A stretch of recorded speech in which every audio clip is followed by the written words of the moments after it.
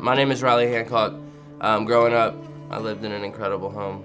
I was extremely active from like 6 to like 15. When I say active, I mean I was like entrenched in like Taekwondo. That's all I did. It was more than anybody could ever ask for. It was just the coolest. So like I needed nothing. I had no wants outside of like progressing and winning and being great at that. So it's when that stopped, is when it really got bad. I was 16. I went out and I got a job. It got me out of the gym for 3 months. So like as soon as we were old enough to like start going to parties and stuff, like we just start doing that. That lasted for about a summer, right? And so like going into junior year, I remember my first week back at the gym, and it just, I wasn't interested. Then and there it was like, you know what?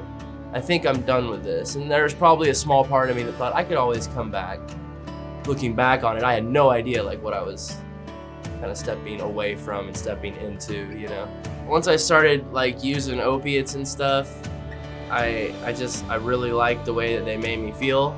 I realized really quickly that like as great as it feels, like it's an incessant like need for more. It was a couple semesters after we had graduated. Something happened whenever I got my plug, and a plug is like, you know, a go-to dealer. When I got a plug, I just remember living at my dad's, working full-time, having extra money. I could afford all that stuff, and I was just looking around at everybody, and I just remember thinking like, I don't need anybody. I don't need to do good today. Like, I don't need anything else. Because of the need not only for marijuana, but also for these prescription painkillers, which were a little more elusive, like I started selling pot. What happened is I started getting arrested.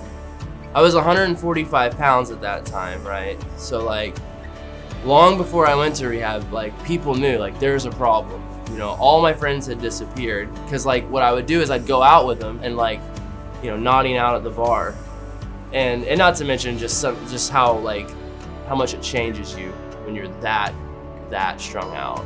And I kind of just continued that spiral to where, you know, I woke up one morning, you know, passed out against a tree, straddling a bike, and then I went biked to my grandma's house, passed out, woke up, my whole family's there. Before I know it, I'm in TRC, and then before I know it, I'm leaving TRC 10 days later, and I'm going to South Carolina.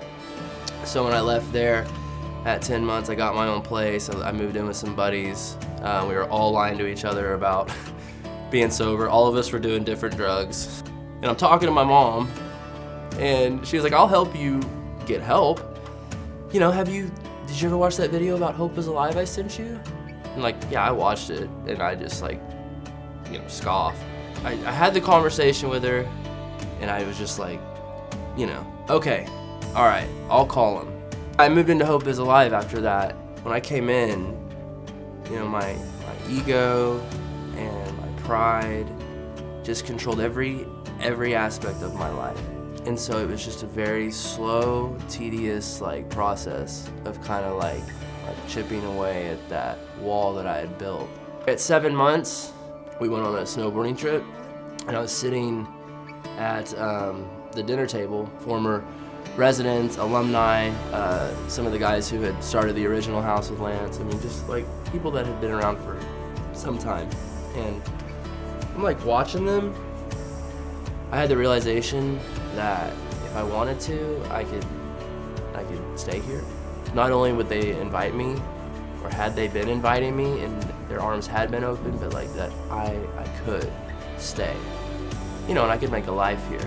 What graduation means to me, where I was 2.5 years ago, is just vastly different from where I'm at today. It's an incomprehensible change.